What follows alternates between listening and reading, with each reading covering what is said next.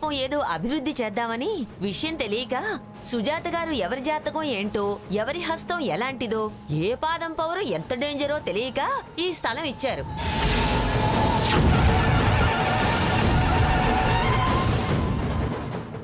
దక్కిందే చాలు కబ్జాలోకి తీసుకుందామని, దానికి అందర్నీ సాక్షుల్ని చెయ్యొచ్చని మొక్కలు నాటే కార్యక్రమం అని పేరు పెట్టి మొక్కలతో సహా అందర్నీ వెంటేసుకొచ్చింది.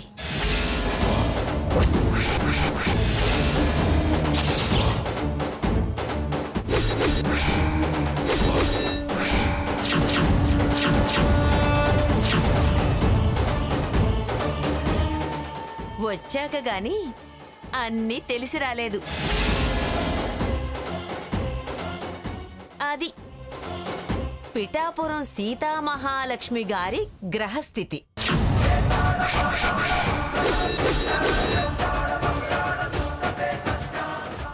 తెలిసిందా సుజాత గారు? ఏంటి నా గ్రహస్థిత? నువ్వు సీత, ఏం వాగుతున్నావే భాగీరథి? ఉన్నదే అన్నాను మంగతాయారు గారు. నా సీత అరికాలి సిరిలేదే నీ బతుక్కి.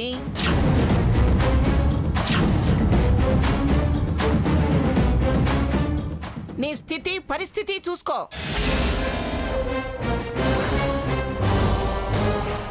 దాన్నంటావెందుకు? ఏంటో అంత సిరి స్థితి మేడల్లో ఉంటుందా, మిద్దెల్లో ఉంటుందా?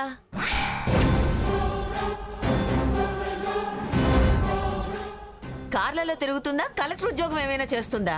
గుడిసెల్లో ఉంటూ గిద్దెడుండుకు తింటుంది. అదేనా సిరి? అదేనా నాకన్నా గొప్ప స్థితి?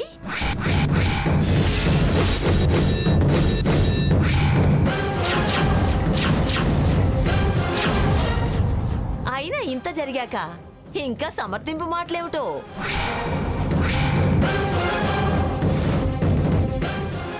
అంత ఇచ్చకాలపు పచ్చి పులుసేంటో?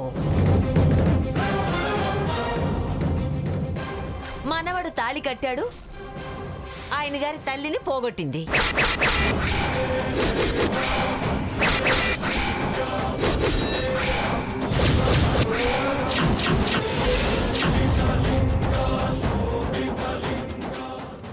తర్వాత నీ ఇంట్లో కాపురం పెట్టింది, చిన్నాడి సంసారంలో చిచ్చు పెట్టింది.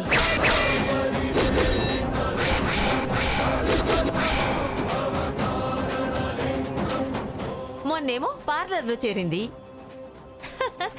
ఆ పార్లర్ కాస్త వేలానికి తెచ్చింది.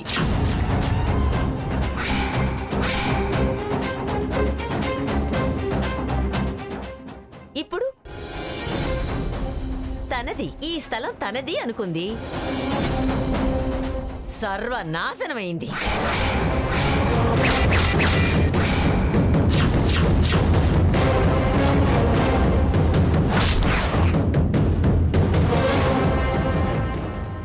నష్టజాతకానికి ఎత్తుపీటలన్నట్టుంది. చూడండి అమ్మమ్మ గారు ఎలా అంటుందో. ఏమంది? ఏం జరిగిందో అదే అంది.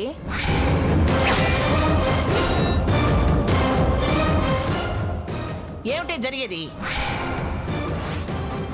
అయినా వాళ్ళ బతుకు వాళ్ళు బతుకుతున్నారు. సీతారాములు వనవాసం వెళ్ళినంత మాత్రాన వాళ్ళ విలువేం తగ్గలేదే.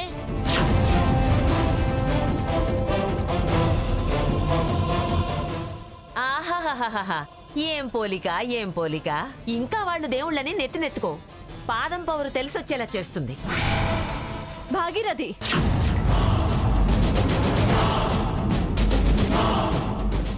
అందరి జాతకాలు దోషం అంటున్నావు. ముందు నీ జాతకం ఏంటో అది సరిచేసుకో.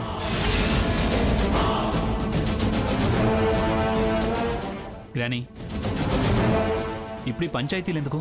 ఏం చేద్దామో చెప్పండి. ఇప్పుడు చెప్పడానికి ఏముంది? ఎలా వచ్చామో అలాగే తిరుగు ప్రయాణమే.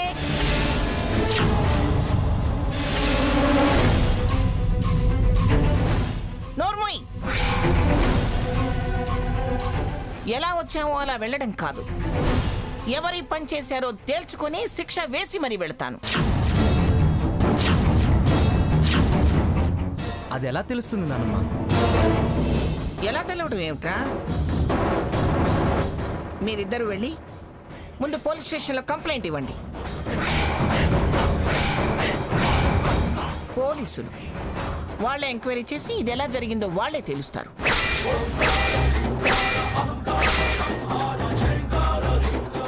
మంగ, ఇదంతా ఇప్పుడు ఏ పనేనా? అవునవును, ఇప్పుడెలా తేలుద్ది? నువ్వు నోరు ముయ్యవే. ఎందుకు కాదండి, పోలీసులు తలుచుకుంటే అదెంత పని.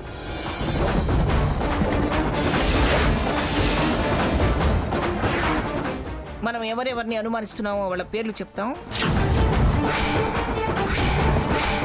వాళ్ళే తీగలాగి డొంకంతా కదిలిస్తారు. ఎవరి మీద అనుమానం చెప్తారు?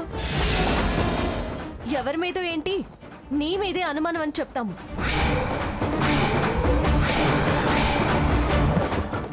ఎలా ఎదుగుతావో చూస్తాను అని అక్కడన్నావు, ఇక్కడ ఇలా చేయించావు. నాకు నీకన్నా శత్రువులు ఎవరూ లేరు. సీత, పిచ్చి పిచ్చిగా మాట్లాడకు. నేను మీతో పాటే వచ్చా, నాకేం తెలుసు? మరి నువ్వెందుకే భుజాలు తడుముకుంటున్నావు? నేనేం భుజాలు తడుముకోలేదు, ఊరికే అడిగా. అసలు నువ్వెందుకు వచ్చావు? ఆ మాట నీ వదిన్నడుగు.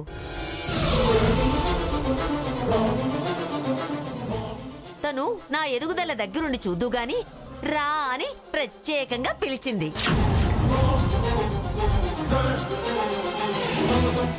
అందుకే నీకిష్టం లేక ఈ పని చేయించావా? నాకిలాంటి చాటుమాటి వ్యవహారాలు చేయించాల్సిన అవసరం లేదు. నువ్వు చేసేదే ఇలాంటి పనులు. నీ గురించి ఎవరికి తెలియదే? అయితే వెళ్ళమను, వెళ్ళి కంప్లైంట్ చేయమను. అందరి అనుమానాలు తీరుతాయి. రేయ్, మీరు వెళ్ళా కంప్లైంట్ అది ఇచ్చిరండి రా. పదన్నయ్య.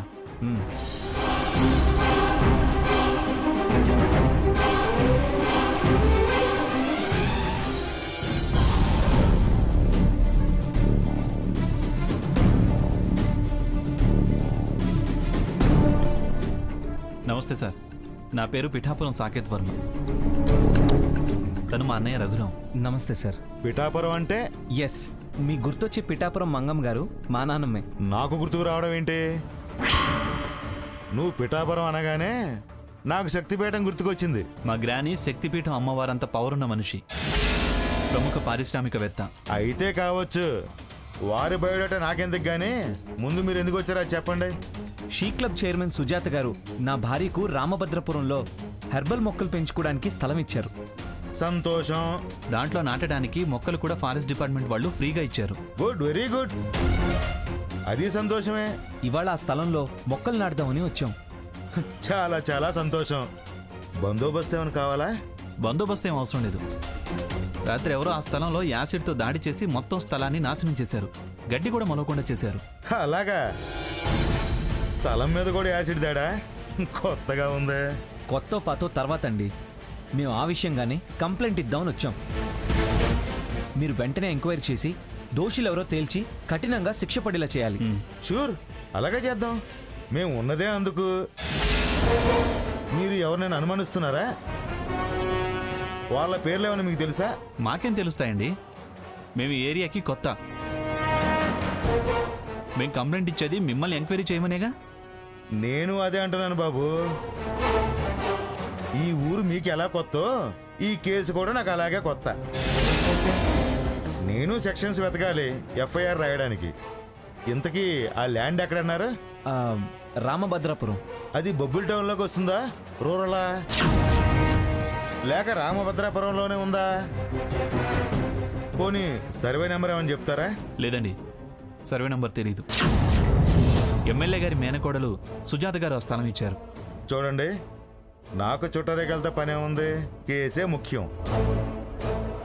పైగా నేను నికార్సైన ఆఫీసర్ని. కంప్లైంట్ ఎంత క్లారిటీగా ఉంటే కేసు అంత స్ట్రాంగ్గా ఉంటుంది. కేసు ఎఫ్ఐఆర్ రాశాక మా తరపున ఓటమి ఉండకూడదు కదా. పీపీ గారు మమ్మల్ని తిడతారు. పోనీ ల్యాండ్ డాక్యుమెంట్స్ ఏమైనా ఉన్నాయా?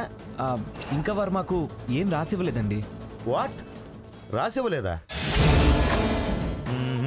అయితే మీకు కంప్లైంట్ రాసిచ్చే ఛాన్స్ కూడా లేదన్నమాట. అదేంటి అలా అంటారు? ఆ ల్యాండ్కి మీరు ఓనర్స్ కాదు, గిఫ్ట్ ఇచ్చారనే కాగితం కూడా లేదు. అలాంటప్పుడు అసలు మీకు ఆ చోట్లో మొక్కలు నాటే హక్కే లేదు. ఇంకా దాడి కేసి ఎలా పెడతారు?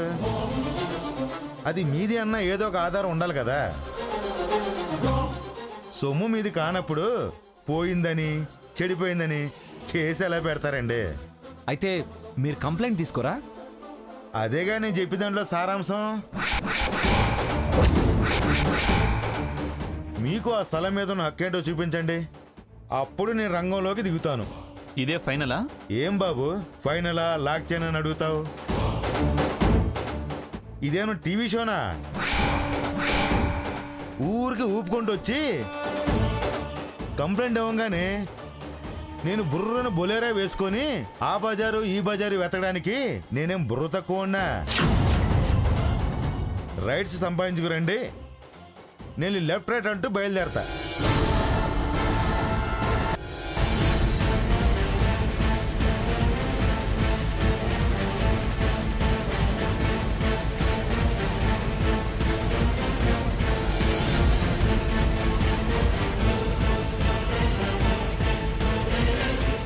ఎంతసేపు ఈ పడిగాపులు?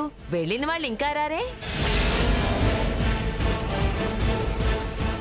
ఎస్ఐ గారు ఉన్నారో లేరో, ఒకవేళ ఉన్నా ఈ వివరాలన్నీ చెప్పాలిగా. అయినా నువ్వు పడికప్పులు కాయాల్సిన పని ఏమిటి? నీ దారి నేను వెళ్ళొచ్చుగా. నన్ను అనుమానించారుగా, అందుకే ఉన్నాను. నీ సంగతి పోలీసు వాళ్ళు తేలుస్తారులేవే. చూడు మంగా, నా సంగతి నా ఇలాకాలో తేల్చేవాళ్ళు ఇంకా పుట్టలేదు.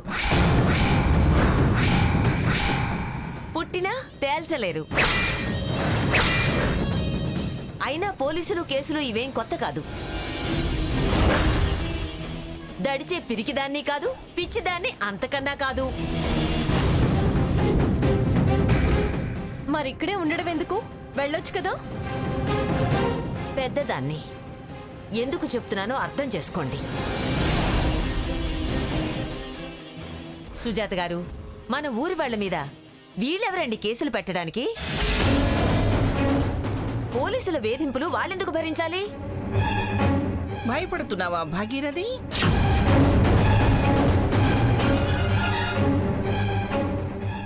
పౌరుషాల గడ్డలో పుట్టి పిరికితనంగా మాట్లాడుతున్నావేమిటే?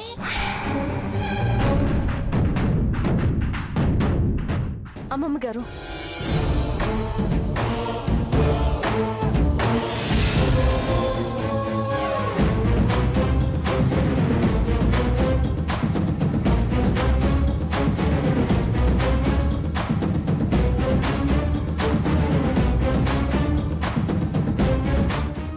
సీత, రఘుకి ఫోన్ చేసి రమ్మని చెప్పు. అలాగే అమ్మమ్మ గారు.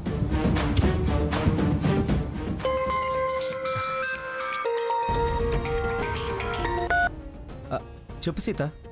అమ్మమ్మ గారు కంప్లైంట్ అది వద్దు, వచ్చేయమంటున్నారు. ఏ ఎందుకు? ముందు మీరు వచ్చేయండి. ఇక్కడ ఎస్ఐ గారు కంప్లైంట్ తీసుకోవడానికి ఓనర్షిప్ డాక్యుమెంట్స్ అడుగుతున్నారులే. సరే, వచ్చేస్తున్నారు అమ్మమ్మ గారు. పదరా సాకేత్. ఏమైందన్నయ్య? నాన్నమ్మ అవసరం లేదు రమ్మంటుంది. అదేంటి? మిమ్మల్ని నమ్మక. పోయిన ప్రతి సొమ్ముకి ఇలాగే ఓనర్షిప్ సర్టిఫికేట్లు అడుగుతూ ఉండండి. కేసులు లేకుండా షో కేసుల్లో ఉన్న బొమ్మల్లా ఉండద్దు. పదరా సాకేత్. పదన్నయ్య. ఓ సోస్, నాకు ఆ మాత్రం తెలియదు అనుకుంటున్నారా? I have followed my leader. చూడు భాగీరథి, సీత వాళ్ళని రమ్మని ఫోన్ చేసింది కదా, ఇంకా మీరెందుకు ఇక్కడ? తమరు వెళ్ళండి. వెళితే మళ్ళీ ఏమంటుందోనని ఆగాను. నీ సంగతి తెలిసిపోయిందిగా, అనాల్సినవన్నీ అన్నాం. తమరిక దయచేయండి. సీత, వెళ్ళమంటున్నారుగా, వెళ్ళండి.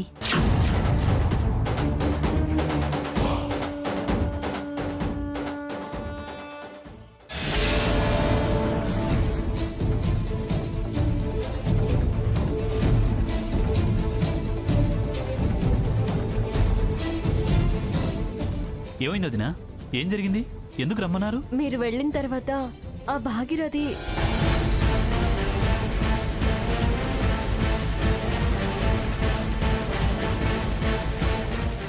దీన్ని బట్టి చూస్తే ఇదంతా చేయించింది ఆ భాగీరథి అని క్లియర్గా అర్థమవుతుంది.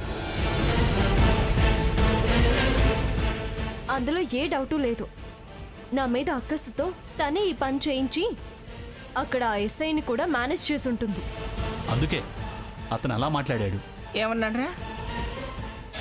నువ్వు పిఠాపురం అనగానే నాకు శక్తిపీఠం గుర్తుకొచ్చింది. ఈ ఊరు మీకు ఎలా కొత్తో ఈ కేసు కూడా నాకు అలాగే కొత్త. పోనీ సర్వే నెంబర్ ఏమని చెప్తారా? ఆ ల్యాండ్కి మీరు ఓనర్స్ కాదు. అసలు మీకు ఆ చోట్లో మొక్కలు నాటే హక్కే లేదు. ఇంకా దాడి కేసు ఎలా పెడతారు? అలా మాట్లాడాడు. దొంగ ముఖంది. అది ఇది అంటూ కథ నడిపింది. ఏదో ఒకటి కేసు పెట్టి మనం చెడ్డవాళ్ళం అనిపించుకోవటం ఎందుకు? పదండి వెళదాం. అవునమ్మమ్మ గారు, మనకి ఆవిడతో తగద ముఖ్యం కాదు. ఎలాగైనా సరే ఈ మొక్కల్ని 2 రోజుల్లో ఎక్కడో ఒక చోట నాటడం ముఖ్యం. మా టార్గెట్ మేము ఎదగడమే, తనతో పంతం కాదు. పదండి అమ్మమ్మ గారు, వెళ్దాం. పదండి. ఉమ్.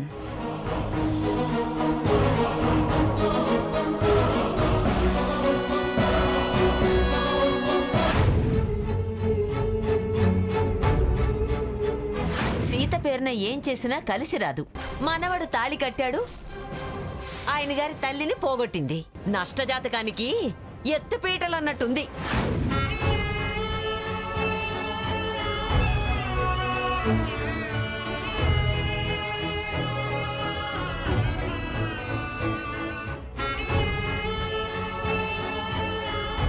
ఏంటి సీత ఇలా అయింది?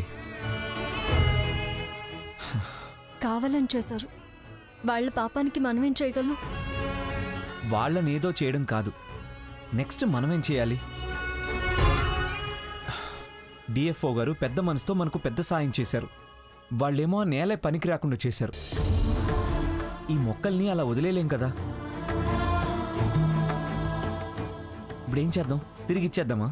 అలా చేస్తే మన మీద, మన శక్తి సామర్థ్యాల మీద నమ్మకం పోతుంది. మరొకసారి మనకి హెల్ప్ చేయరు. మరి ఈ మొక్కల్ని ఎలా కాపాడదాం? ఎక్కడో అక్కడ నాటాల్సిందే కదా. పోనీ నాన్నమ్మని అడిగి పొలంలో నాటుదామా? అప్పుడు మనం ఓడిపోయిన వాళ్ళం అవుతాం రాకు. ఈ మొక్కలన్నీ చచ్చిపోతాయి కదా సీత. అలాగే ఉంచితే 2-3 రోజులు అన్నీ వాడిపోతాయి. చూద్దాం, ఆ దుర్మార్గులకి గెలిచే అవకాశం ఇస్తాడా ఆ దేవుడు? భజ గోవింద గోవింద హరి గోవింద గోవింద భజ గోవింద గోవింద భజ గోవింద గోవింద హరి గోవింద గోవింద భజ గోవింద గోవింద. స్వామి చరిత్ర ఎరిగిన దానవు, తత్వం తెలిసిన దానవు, అలా విచారంగా ఉన్నావేంటమ్మా? నష్టం జరిగిపోయింది స్వామి. మనసుకి కష్టంగా ఉంది. ఏం చేయాలో తెలియడం లేదు. కష్టనష్టాలు ఏవీ శాశ్వతం కాదని తెలిసి కూడా దిగులు పడితే ఎలా? ఎంత కష్టమైనా మేం భరించగలం, కానీ చిన్న చిన్న మొక్కలు స్వామి, అవేం తట్టుకోగలవు? చచ్చిపోతాయి కదా. మొక్కలా? అవును స్వామి, మేము వనం పెంచుతామంటే గవర్నమెంట్ ఇచ్చింది, కానీ అవి నాటే చోటుని దుర్మార్గులు నాశనం చేశారు. ఇప్పుడు వాటిని ఏం చేయాలో మాకు తెలియడం లేదు. ఎన్నాళ్ళని నీళ్లు పోస్తూ వాటిని ఆ కవర్లలో బ్రతికించగలం?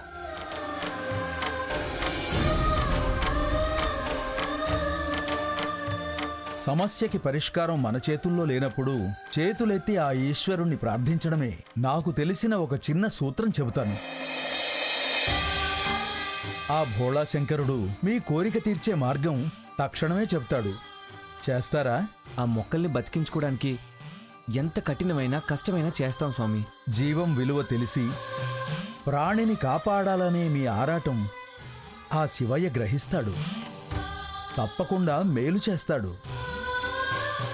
వేయించిన గోధుమ పిండితో బెల్లం కలిపి 108 లడ్డూలు చేసి ఆ పార్వతీ పరమేశ్వరులకు నైవేద్యం పెట్టి చుక్కలు పొడిచాక ఆవుకి తినిపించిన, గంగమ్మలో కలిపిన వెంటనే ఆయనే దారి చూపిస్తాడు.